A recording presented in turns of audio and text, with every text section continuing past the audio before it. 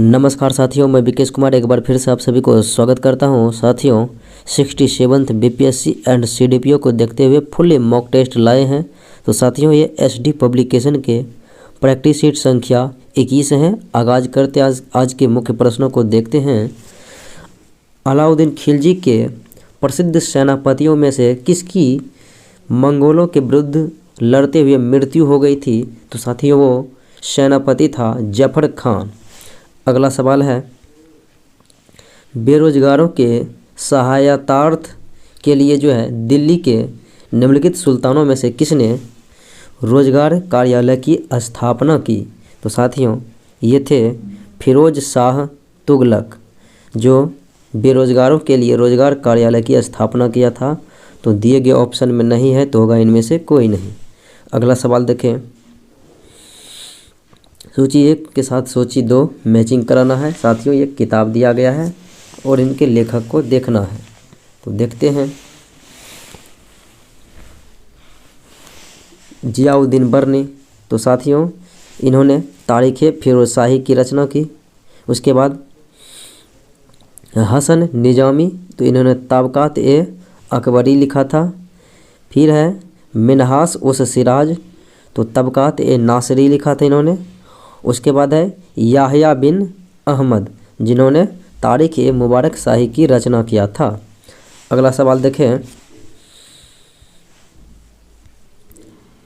दारा शिकोह ने किस शीर्षक के अंतर्गत उपनिषदों का फारसी में अनुवाद किया था? तो दारा शिकोह ने उपनिषदों का जो फारसी में अनुवाद किया था और इनका नाम रखा था सिर ए अकबर। अगले प्रश्नों को देखें साथियों,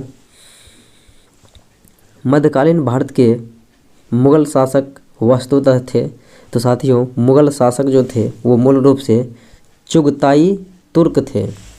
अगले सवालों को देखें, बीबी का मकबरा का निर्माता है साथियों औरंगजेब के द्वारा करवाया गया। ये दौलताबाद, ये औरंगाबाद महाराष्ट्र में है और इसे ताजमहल की फुहर या ताजमहल का नकल कहा जाता है। और औरंगजेब अपनी पत्नी रबिया उद-दौरानी अर्थात दिलरास बानो बेगम के लिए ताजमहल का निर्माण करवाया था। अगले सवालों को देखें साथियों,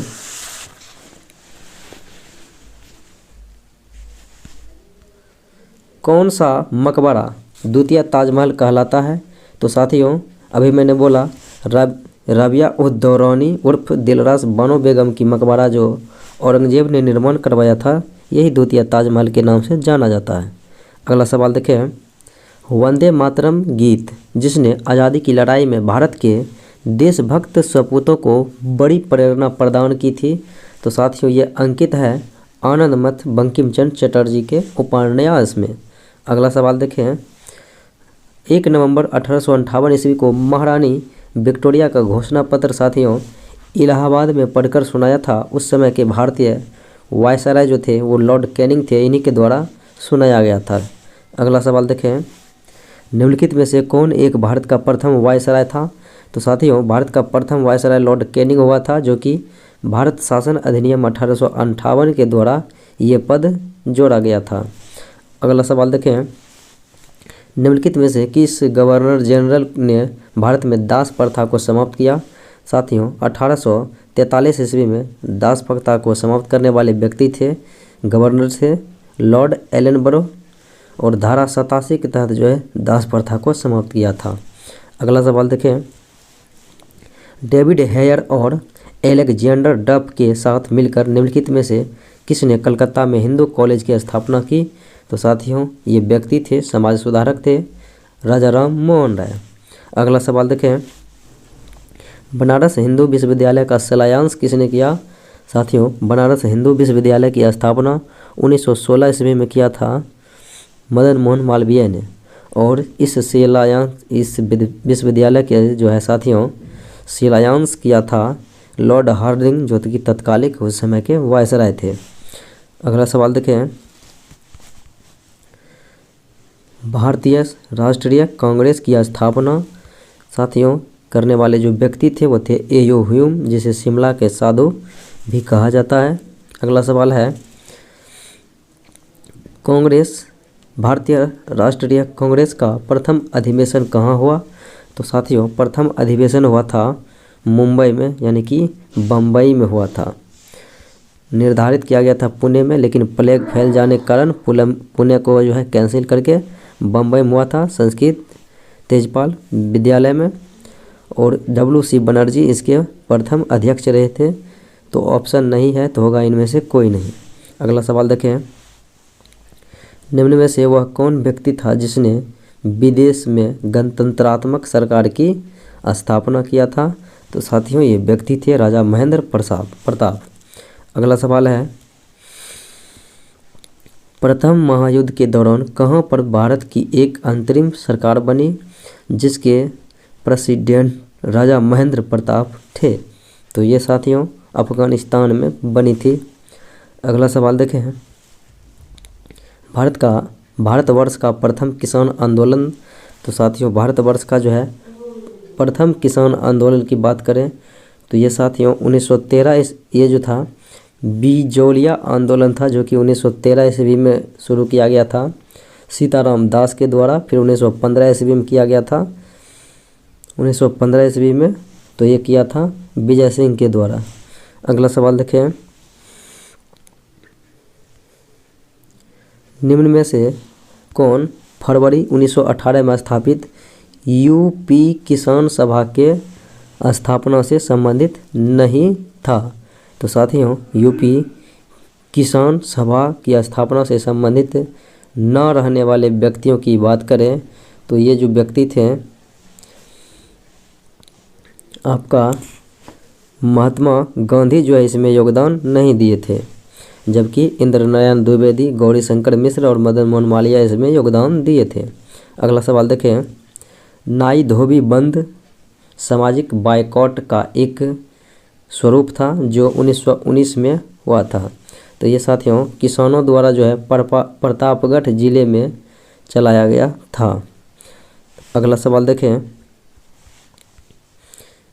बत्ती वाले स्टोव में केरोसिन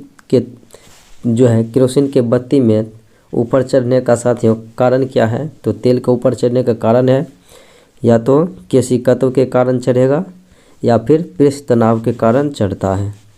अगला सवाल देखें, लोहे की कील पारे में तैरती है जबकि वह पानी में डूब जाती है, क्योंकि साथियों इसीलिए डूब जाती है कि लोहे का घनत्व पानी से अधिक है, इसीलिए पानी में डूब जाती है, और पारे से कम है इसीलिए पारे में तैरती है।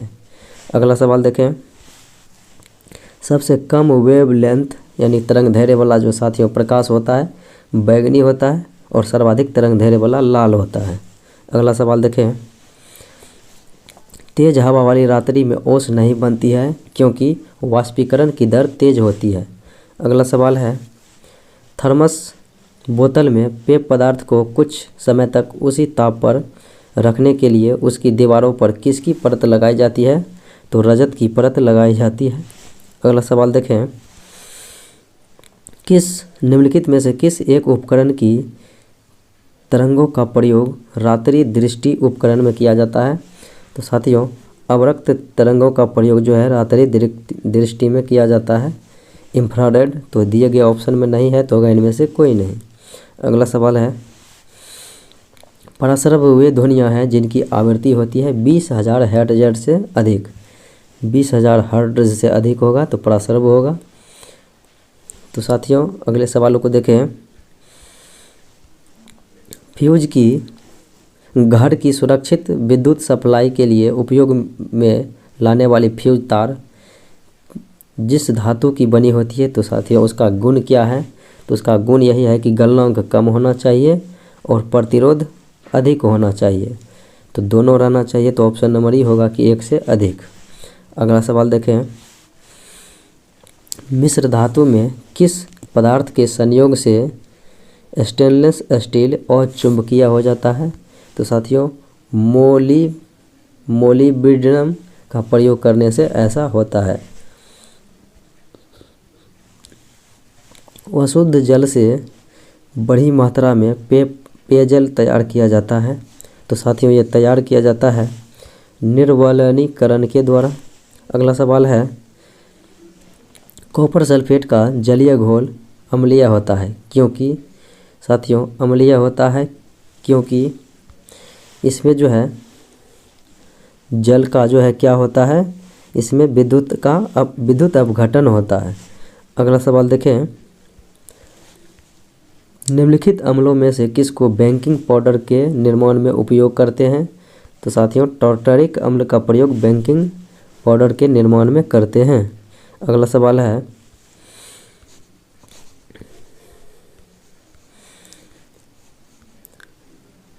भारत में निम्न में से कौन सी आयरन और स्टील निर्माणशाला सार्वजनिक क्षेत्र के अंतर्गत नहीं है? तो साथियों जमशेदपुर नहीं है, जबकि दुर्गापुर, भिलाई, बोकारो है। अगला सवाल देखें, निम्न में से कौन सी समिति बैंकिंग सुधार से संबंधित है? तो साथियों नरसिम्हा समिति बैंकिंग सुधार से संबंधित है। अगला सवाल है, मुद्रास्फीति आय तथा धन को किसके पक्ष में पुनः वितरित किया जाता है? तो साथियों ये जो है किया जाता है, तो ये है आपका धनवान के पक्ष में जो है पुनः वितरित किया जाता है। अगला सवाल देखें, निम्न में से कौन से सार्वजनिक उपक्रमों को महारत्न का दर्जा नहीं दिया गया है? तो साथियों ये जो है महारत्न कंपनी की दर्जा वर्तमान में कुल 11 कंपनियों को दिया गया है। 11 महारत्न कंपनी है, वो भी वर्तमान में भारत में, जिसमें सेल, भेल, गेल, ONGC, कोल इंडिया लिमिटेड है। तो इनमें से कोई ऐसा नहीं है जो कि इसमें नहीं है।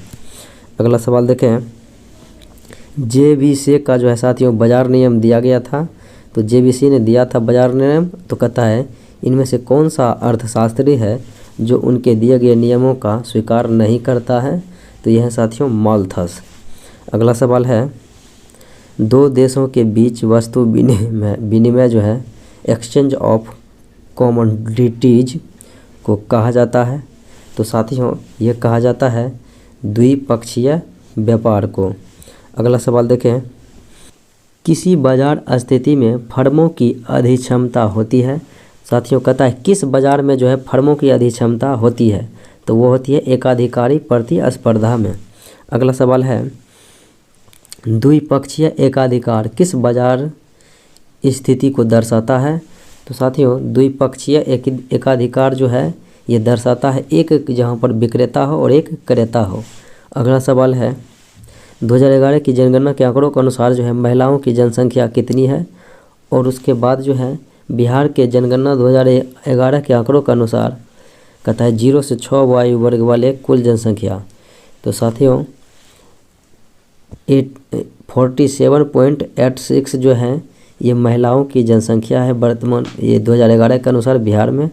और 0 से 6 वर्ष के बच्चे का जो है 18 से 38% है, 18.38%। अगला सवाल देखें, आधार स्टैटिस्टिक्स ने 11 जुलाई 2011 को बिहार राज्य के संदर्भ में जनसंख्या दिवस के अवसर पर एक रिपोर्ट जारी किया। और इस रिपोर्ट के आंकड़ों के अनुसार कहता है 2020-21 में बिहार की जनसंख्या बढ़कर कितना मिलियन हो गया? तो साथियों 119.46 मिलियन हो गया है। Option number D. अगला सवाल देखें, राज्य भूमि सुधार अधिनियमों को संवैधानिक सुरक्षा प्रदान करने हेतु सम्मिलित किया गया है साथियों नामी अनुसूची में। और ये सर्वप्रथम पहला संविधान संशोधन 1951 ईस्वी में हुआ था, उसी के द्वारा जोड़ा गया था। अगला सवाल है, भारतीय संविधान में के निम्नलिखित में से कौन सा प्रावधान शिक्षा पर प्रभाव डालते हैं? तो साथियों शिक्षा पर प्रभाव डालने की बात करें तो राज्य के नीति निर्देशक सिद्धांत है, ग्रामीण और शहरी निकाय, स्थानीय निकाय है, पंचम अनुसूची है, षष्ठ अनुसूची है और फिर सप्तम अनुसूची भी है, यानी सभी का सभी है। अगला सवाल देखें,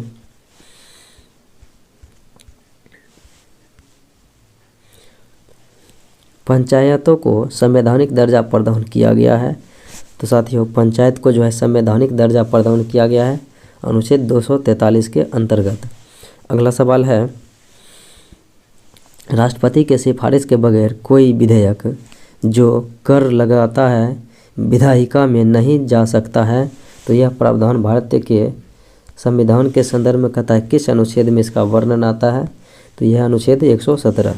अगला सवाल है निम्नलिखित में से कौन एक सही सुमेलित नहीं है, तो साथियों अनुच्छेद 39A समान न्याय एवं निःशुल्क विधिक सहायता सत्य है, अनुच्छेद 40 ग्राम पंचायतों का संगठन सत्य है, और अनुच्छेद 44 समान सिविल संहिता नागरिक संहिता ये भी सत्य है, और अनुच्छेद जो है साथियों 50 में है कार्यपालिका और न्यायपालिका का पृथक्करण, और अनुच्छेद 48 में है कृषि एवं पशुपालन का संगठन। कृषि एवं पशुपालन यानी कि दुधारू पशु की हत्या पर रोक। अगला सवाल देखें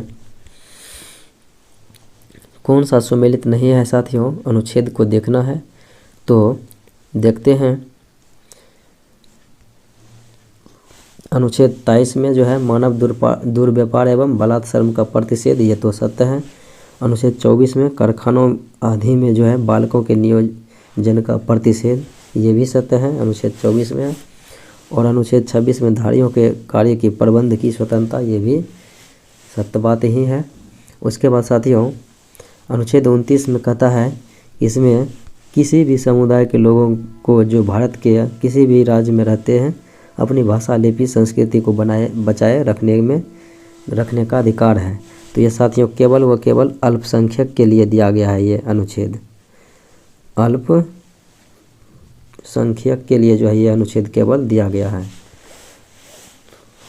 सभी धर्मों के लिए नहीं है। अगला सवाल देखें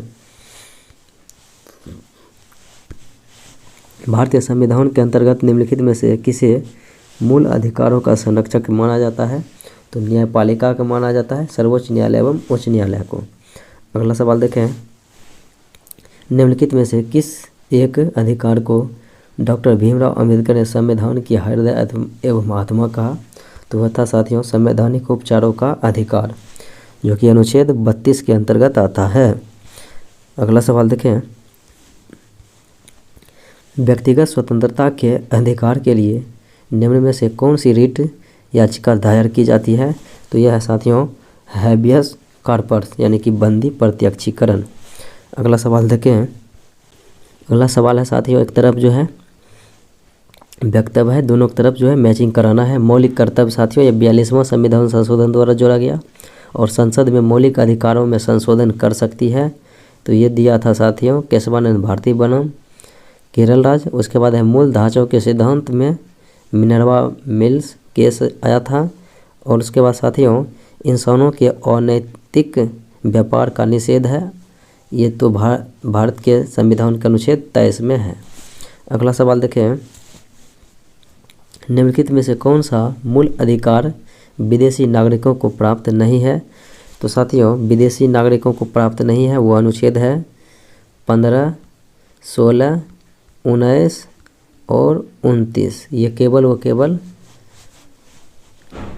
साथियों ये केवल व केवल भारतीय व्यक्ति के लिए है, विदेशों के लिए नहीं है। तो व्यक्तिगत स्वतंत्रता का अधिकार जो है दिया गया है अनुच्छेद 19 की बात, तो ये वर्तमान में नहीं है। अगला सवाल देखें और ऑप्शन में नहीं था तो यही होगा क्योंकि 4 अनुच्छेद केवल भारतीय लोग को है। अगला सवाल देखें भारत में व्हाट्सएप के भुगतान के प्रमुख के रूप में नियुक्त किया गया है साथियों मनीष महात्मे को। अगला सवाल है किस संगठन ने नई पीढ़ी की अग्नि P बैलिस्टिक मिसाइल का सफलतापूर्वक परीक्षण किया, तो ये किया था साथियों रक्षा एवं अनुसंधान परिषद। अगला सवाल देखें Kashmiri century portrait of a society in flux नामक पुस्तक लिखा है साथियों, तो ये लिखने वाले व्यक्ति हैं खेमलता वखलो। अगला सवाल देखें संयुक्त राष्ट्र जो है किस दिन को अंतर्राष्ट्रीय उष्ण कटिबंधीय दिवस मनाने के रूप में मान्यता दी है, तो साथियों यह है आपका 29 जून को जो है अंतर्राष्ट्रीय उष्ण कटिबंधीय दिवस मनाया जाता है। अगला सवाल देखें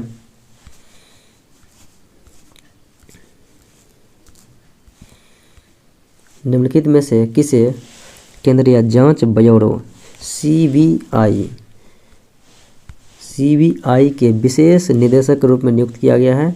तो ये साथियों विशेष निदेशक के रूप में जो है नियुक्त किया गया है, ऐसा व्यक्ति के बारे में पूछा जा रहा है तो वो होगा प्रवीण सिन्हा। अगर रहेगा साथियों कि सीबीआई के डायरेक्टर कौन है तो वो हो जाएगा सुबोध कुमार जायसवाल। अगला सवाल देखें, किसने भारत के लिए नए शिकायत अधिकारी के रूप में जो है जेरेमी कैसल को नियुक्त किया है? तो यह है साथियों ट्विटर। अगला सवाल देखें, पॉलिसी मेकर्स जनरल। तो साथियों पॉलिसी मेकर्स जो है general from New Delhi to Washington DC नामक पुस्तक जो है लिखा गया है। और साथियों इनके लेखकों की बात करें तो इनका लेखक जो है वह है कौशिक बसु। लेखक हैं कौशिक बसु। तो ऑप्शन नंबर ई होगा कि इनमें से कोई नहीं। अगला सवाल देखें, एमएफ निर्मला सीतारमण ने कोविड-19 के खिलाफ कितने करोड़ रुपए का जो है राहत पैकेज की घोषणा की है? तो ये की है साथियों 6 लाख साथियों की है 28,993 करोड़ रुपये। 6,28,993 करोड़ रुपये। अगला सवाल देखें, 2011 के फुकुओका ग्रांड पुरस्कार से सम्मानित किया गया साथियों पालागु मम्मी साईनाथ। अगला सवाल देखें, निम्नलिखित में से किस भारतीय राज्य ने सरकारी स्कूलों में मूलभूत शिक्षा को बढ़ाने के लिए जो है सपोर्टिंग आंध्र लर्निंग ट्रांसफॉर्मेशन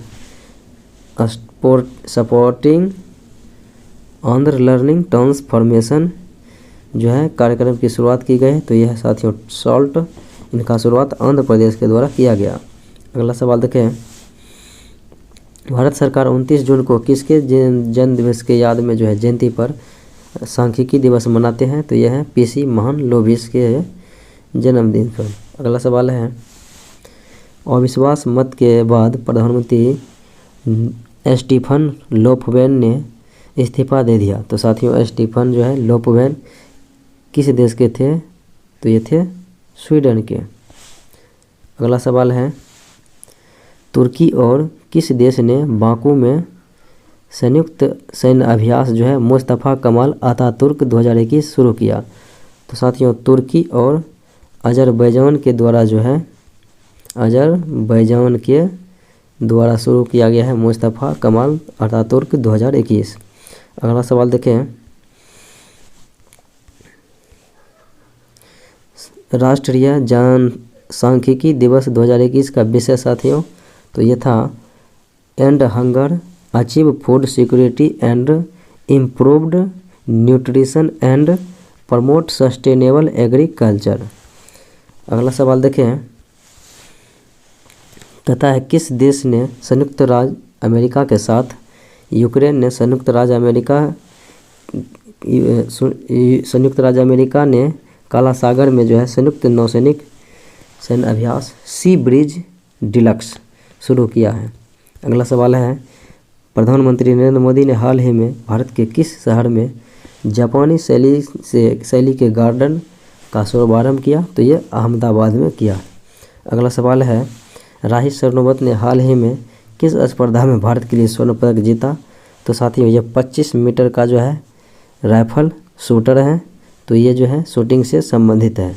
अगला सवाल देखें, संयुक्त राष्ट्र अंतर्राष्ट्रीय संसदीय दिवस कब मनाया जाता है? तो साथियों संयुक्त राष्ट्र अंतर्राष्ट्रीय संसदीय दिवस जो मनाया जाता है वो है 30 जून। अगला सवाल है, अंतर्राष्ट्रीय क्षुद्र ग्रह दिवस प्रतिवर्ष साथियों मनाया जाता है। तो यह है आपका 27 जून। अगला सवाल है, कानून मंत्री श्री रविशंकर प्रसाद ने हाल ही में किस जगह जो है एक ई फाइलिंग पोर्टल ITAT द्वारा लॉन्च किया गया है? तो साथियों ये है आपका आयकर अपीलीय न्यायाधिकरण। अगला सवाल देखें, तो डोप टेस्ट में फेल होने के बाद 4 साल का प्रतिबंध प्राप्त करने वाले पहली भारतीय महिला क्रिकेटर बन चुकी है। तो यह है साथियों अंशुला राव। अगला सवाल देखें, कौन सी अंतरिक्ष एजेंसी दुनिया के पहले शारीरिक रूप से असक्षम अंतरिक्ष यात्री को नियुक्त कर लॉन्च करेगा? तो यह साथियों यूरोपीय स्पेस एजेंसी यानी कि यूरोपीय अंतरिक्ष एजेंसी। अगला सवाल देखें, anomalies in law and justice नामक पुस्तक है और साथियों इन पुस्तक के लेखक हैं आर.वी. रविंद्र। अगला सवाल है, हाल ही में सभी प्रारूपों में डेब्यू करने वाले सबसे युवा भारतीय क्रिकेटर हैं शेफाली वर्मा। अगला सवाल, निम्नलिखित में से किस देश को financial action task force FT यानी कि फोर्स ने ये जो है कि ग्रे लिस्ट में शामिल किया है? तो ये देश हैं फिलीपींस। पाकिस्तान फिलीपींस को जो है ग्रे लिस्ट में पुनः शामिल किया गया। अगला सवाल है, दुनिया के दूसरे सबसे बड़े जल विद्युत बांध की पहली 2 इकाइयों बेहतन बांध का निर्माण किस देश में किया जा रहा है? तो साथियों दुनिया के जो है दूसरे सबसे बड़े जल विद्युत बांध है तो ये बेहतन बांध जो है चाइना में किया जा रहा है इनका निर्माण, जो कि ऑप्शन में नहीं है तो होगा ई के ऑप्शन में इनमें से कोई नहीं। अगला सवाल है, केंद्र ने किस जगह में एशिया के सबसे लंबे और दुनिया के 5वें सबसे लंबे हाई स्पीड ट्रैक नटराक्स का उद्घाटन किया है? तो साथियों ये नटराक्स का जो है उद्घाटन किया है तो वो जगह है आपका इंदौर। अगला सवाल है, national federation of United nation association IFUNA के अध्यक्ष के रूप में नियुक्त किया गया है साथियों। तो ये IFUNA के अध्यक्ष के रूप में जो नियुक्त किया गया है वो हैं शंभुनाथ श्रीवास्तव। अगला सवाल है, निम्नलिखित भारतीय राष्ट्रीय कांग्रेस के अधिवेशनों में से किसमें कांग्रेस ने जो है लक्ष्य को पूर्ण स्वराज घोषित किया गया है? तो ये है आपका लाहौर अधिवेशन 1929 में हुआ था जो कि जवाहरलाल नेहरू ने इसकी अध्यक्षता किया था। अगला सवाल है, किस कांग्रेस सत्र में कार्यकारी कमेटी को सविनय अवज्ञा आंदोलन प्रारंभ करने का अधिकार हुआ? तो यह हुआ था साथियों लाहौर सत्र 1929 में ये सविनय अवज्ञा के लिए जो है घोषणा किया गया था। अगला सवाल है, दांडी यात्रा के साथ निम्नलिखित में से क्या प्रारंभ किया गया?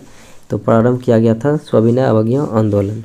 अगला सवाल है, मुस्लिम लीग का वार्षिक अधिवेशन जिसमें जिन्ना के 2 राष्ट्र के सिद्धांत को जो है मान्यता दी गई थी। तो साथियों ये जो है मुस्लिम लीग का जो वो अधिवेशन हो रहा था 1940 ईस्वी में और ये अधिवेशन हो रहा था साथियों लाहौर में, इन्हीं में जो है ये मान्यता दिया था।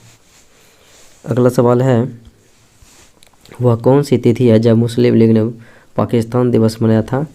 तो साथियों लाहौर में जो है पृथक पर्व ने जो है पाकिस्तान की घोषणा की और 23 मार्च 1940 को पहली बार पाकिस्तान की जो है पाकिस्तान दिवस के रूप में मनाया। अगला सवाल है, स्वतंत्र भारत के प्रथम गवर्नर जनरल साथियों ये थे लॉर्ड माउंटबेटन। अगला सवाल है, स्वतंत्र भारत के प्रथम एवं अंतिम भारतीय गवर्नर जनरल कौन थे? तो ये थे साथियों सी राजगोपालाचारी। अगला सवाल है, भारत के विभाजन के समय भारतीय राष्ट्रीय कांग्रेस के अध्यक्ष जो है JB कृपलानी थे। अगला सवाल है, निम्नलिखित पशुओं में से किस एक का हड़प्पा संस्कृति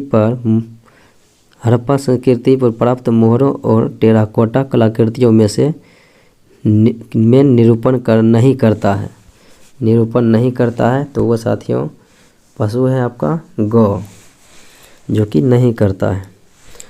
अगला सवाल देखें, पूर्व वैदिक आर्यों का प्रमुख जो है साथियों धर्म है मुख्यतः। तो पूर्व वैदिक आर्यों का जो है धर्म प्रमुखतः था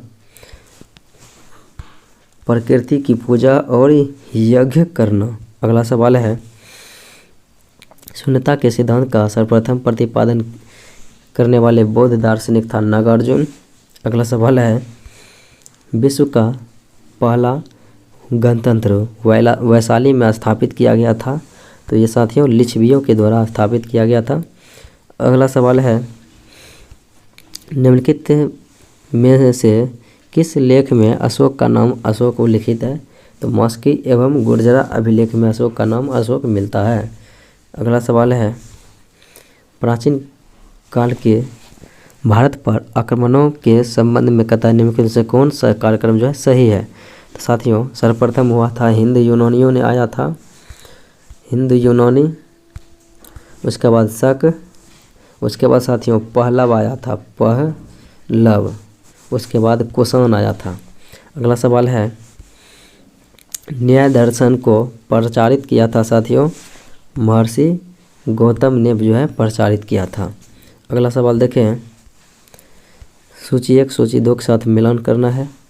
तो एलिफेंटा गुफा के लिए प्रसिद्ध है, श्रवण बेलगोला मंदिर के लिए, खजुराहो साथियों श्रवण बेलगोला जो है वो श्रवण बेलगोला साथियों हो जाएगा मूर्ति के साथ और खजुराहो मंदिर के साथ, एलिफेंटा गुफा के साथ और सांची जो हो जाएगा स्तूप के साथ मध्य प्रदेश के रायसेन में। अगला सवाल है गीत गोविंद काव्य के साथियों लेखक कौन है। तो वो है जयदेव। अगला सवाल है मकर रेखा साथियों नहीं गुजरती है। तो मकर रेखा जो है कुल 10 देशों के होकर से गुजरती है, जो कि बोलिविया जो है ऑप्शन में नहीं है, इनसे नहीं गुजरती है। बाकी Argentina, Paraguay, Chile, Brazil, Botswana, दक्षिण अफ्रीका इत्यादि से गुजरता है। अगला सवाल है रूपांतरित चट्टानें की उत्पत्ति होती है साथियों आग्नेय तथा तलछटी दोनों द्वारा। अगला सवाल है विश्व की सबसे ऊंची चोटियां किस प्रकार के पर्वतों में पाई जाती है। तो नवीन मोरदार पर्वतों में पाई जाती है। अगला सवाल है निम्नलिखित में से कौन शीतोष्ण उष्णकटिबंधीय मरुस्थल है। तो साथियों शीतोष्ण जो है कटिबंधीय मरुस्थल की बात करें तो वह है आपका पेंटागोनिया मरुस्थल। अगला सवाल है निम्नलिखित में से कौन सा देश भौगोलिक रूप से अमेरिका में होने वाली राजनीतिक दृष्टि से यूरोप का भाग है। तो वह है साथियों ग्रीनलैंड। अगला सवाल है उत्तर कोरिया तथा दक्षिण कोरिया के बीच सीमा का निर्धारण होता है 38 डिग्री अक्षांश उत्तरी अक्षांश। अगला सवाल है कनाडा में साथियों कनाडा का सबसे बड़ा नगर है टोरंटो और ग्रीस का एथेंस, नाइजीरिया का लागोस और सीरिया का इमकस। अगला सवाल है निम्नलिखित में से कौन पक्षियों का महाद्वीप है। तो साथियों पक्षियों के महाद्वीप कहा जाता है वह दक्षिणी अमेरिका को। अगला सवाल है एशिया की विशालतम नदी जो है मेकोंग है। तो मेकोंग जो है किस देश में नहीं बहती है। तो मलेशिया में नहीं बहती है, विभिन्न देशों में बहती है। तिब्बत में इसका जो है साथियों तिब्बत में उद्गम स्थल है और दक्षिण चीन सागर में समाप्त हो जाती है। अगला सवाल है जापान का विशालतम द्वीप है साथियों होन्शु द्वीप। अगला सवाल समताप मंडल में ओजोन परत का कार्य है साथियों भूतल पर पराबैंगनी किरण के जो है पात को थामना। अगला सवाल है संयुक्त राज्य अमेरिका में निम्नलिखित में से किस क्षेत्र को टॉर्नेडो एली कहा जाता है। साथियों मिसिसिपी घास के मैदान को जो है टॉर्नेडो एली कहा जाता है। अगला सवाल है JBL मेगा फूड पार्क साथियों बिहार में रोहतास जिले में अवस्थित है। अगला सवाल है बिहार में पहले रेडियो स्टेशन का उद्घाटन किसके द्वारा किया गया था। तो यह था सरदार वल्लभ भाई पटेल। अगला सवाल मौर्य काल में नगद लिया जाने वाला साथियों जो नमक कर था तो वह था हिरण्य। ये मौर्य काल में नगद ले जाने वाला प्रमुख कर था नमक कर। अगला सवाल है 2011 की जनगणना के अनुसार बिहार राज्य में पुरुष साक्षरता दर साथियों 71.2% है, जो कि दिए गए ऑप्शन में नहीं है, तो होगा इनमें से कोई नहीं। अगला सवाल है केकई और ऋतुवंश। कहता है ये दोनों महाकाव्य है। तो साथियों किसके द्वारा ये रचित है? तो ये साथियों रचित की अगर बात करें तो ये है आपका केदारनाथ मिश्र प्रभात। अगला सवाल है, मनरेगा का नाम बदलकर साथियों नरेगा का नाम बदलकर मनरेगा कर दिया है 2 अक्टूबर 2009 को। अगला सवाल है, बिहार की जलवायु को किस नाम से जानी जाती है? तो मानसूनी जलवायु के नाम से जान सकते हैं। उसके बाद है, बिहार का पहला नवाब कौन था? तो साथियों नवाब जो है नाजिब कौन था? तो बिहार का पहला नायब नाजिम जो था साथियों अलवर्दी खां था। अगला सवाल है, हरियाली मिशन नामक जो है महत्वाकांक्षी योजना संबंधित है। तो ये साथियों वृक्षाच्छादन से संबंधित है। अगला सवाल है, कथन 1 कथन 2 दिया है साथियों, उसका निष्कर्ष। कहता है मानव शरीर में यकृत वसा के पाचन में महत्वपूर्ण भूमिका निभाता है।